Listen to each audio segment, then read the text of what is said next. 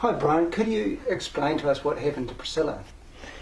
Priscilla had a subarachnoid hemorrhage, so there's no warning. She was out planting daffodils and she cried out, and there was something about the cry that, so I ran out and she collapsed on the ground. And she began to lose consciousness, so we dialed 111 and got the ambulance. Well, subarachnoid hemorrhage is where the blood vessels or an artery in the brain bursts, so you get a flood of blood into the brain.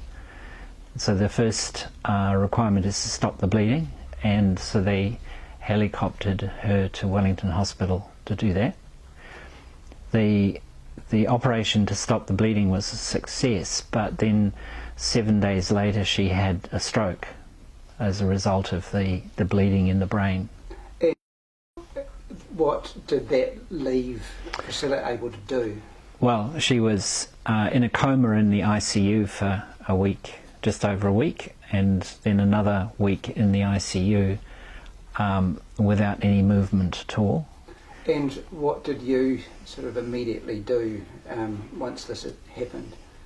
Well, the night after, or the day of the bleed, I phoned or texted everybody I could think of in my Christian contacts to pray. And I estimate that there was something like 100 people in the end when you add up all the prayer groups that were involved. So a lot of people praying for Priscilla. So there's a 50% mortality rate anyway with subarachnoid hemorrhage. And then Priscilla, after she was in the ICU, she got pneumonia. She had a pulmonary embolism, which again should have been fatal. And so 3 times I was there answering that question, should we resuscitate her or not? And each time, of course, it said yes. And then it was a battle with the hospital authorities to get Priscilla out of the hospital and back home again, because they considered that she was too brain damaged, that she'd need to spend the rest of her life in hospital care. And a number of miracles along the way. The most spectacular was just after she arrived back in hospital, they took me aside and said they'd assessed her and she was too brain damaged for them to do anything further. So I got everyone to pray, and that night I went back, and one of the examining doctors was with Priscilla trying to get her to raise her thumb in answer to questions. And for some reason I said, well, why don't you just ask her? So the doctor asked Priscilla if she understood what was going on, and Priscilla said yes. And then the doctor asked all of the standard questions like, what's your name, where are you, who are your children, what are their birth dates? And she answered flawlessly. And then the doctor explained what was happening and said, is there anything we can do for you, Priscilla? And Priscilla said, yes, I'd like a glass of water.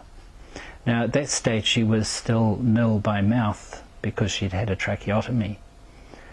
So the doctor got her a little glass of water, and she took it in her paralysed right hand and drank it. And the doctor said, I better write this up, and fled. And the next day when I went to the hospital, they said, oh, they'd reconsidered and they'd give Priscilla a month. So that was a miracle. And what was the second one?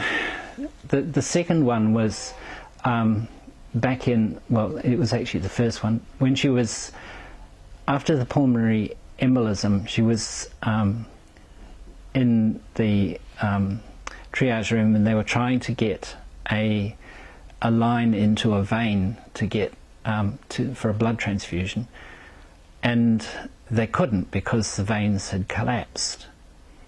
And so they tried a number of times, and then they said, well, there's one more nurse who might be able to do it, she's very good at this. So they paged a nurse and she came, and she was a Christian, and she prayed before she put the needle in, and the needle went in.